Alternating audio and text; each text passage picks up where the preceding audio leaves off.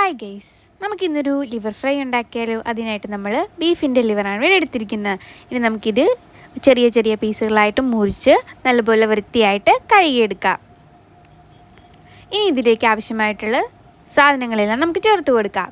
നമ്മളൊരു 3/4 teaspoon ഉപ്പിടുന്നുണ്ട്, 1/4 teaspoon മഞ്ഞൾപ്പൊടിയും ഒരു ടീസ്പൂൺ മുളക് പൊടിയും കൂടി നമ്മൾ ഇട്ട് കൊടുത്തു. ഇനി ഇതിലേക്ക് നമുക്ക് ഒരു ടീസ്പൂൺ കുരുമുളക് പൊടിയും കൂടി ഇട്ട് കൊടുക്കുക.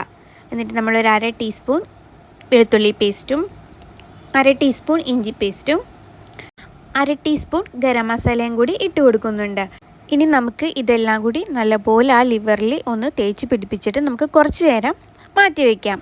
2 സവാള എടുത്ത് നമ്മളിവിടെ സ്ലൈസ് ചെയ്ത് വെച്ചിട്ടുണ്ട്. ഇനി നമുക്ക് ചട്ടി അടുപ്പത്ത് വയ്ക്കാം, എണ്ണ ഒഴിക്കാം, അതിലേക്ക് ഒരു തണ്ട് കറിവേപ്പിലയും കൂടി ഇട്ട് കൊടുക്കാം. ഇനി ഇതിലേക്ക് നമുക്ക് സവാളയും കൂടി എടുത്തിട്ട് കൊടുത്തിട്ട് നല്ലപോലെ ഒന്ന് മിക്സ് ചെയ്ത് കൊടുക്കാം.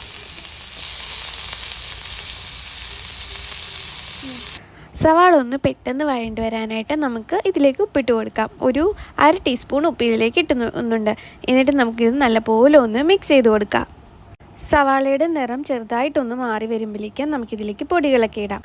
1/2 ടീസ്പൂൺ മഞ്ഞൾപ്പൊടി ഇട്ടിട്ടുണ്ട്, 1/2 ടീസ്പൂൺ മുളക് പൊടി, 1/2 ടീസ്പൂൺ കുരുമുളക് പൊടി, 1/2 ടീസ്പൂൺ ഗരം മസാലയും കൂടി ഇട്ടിട്ട് നമുക്കിത് നല്ലപോലെ ഒന്ന് മിക്സ് ചെയ്ത് കൊടുക്കാം.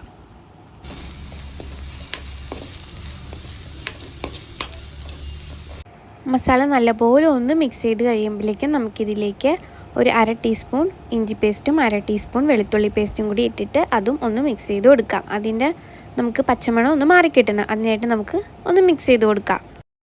ഇതിലേക്ക് നേരത്തെ മാഗ്നേറ്റ് ചെയ്ത് വെച്ചിരിക്കുന്ന ലിവർ നമുക്ക് എടുത്തിട്ട് കൊടുക്കാം. എന്നിട്ട് നല്ലപോലെ ഒന്ന് മിക്സ് ചെയ്ത് കൊടുത്തിട്ട് നമുക്ക് ഒന്ന് അടച്ച് വെച്ച് കുറച്ച് നേരം വേവിച്ചെടുക്കാം.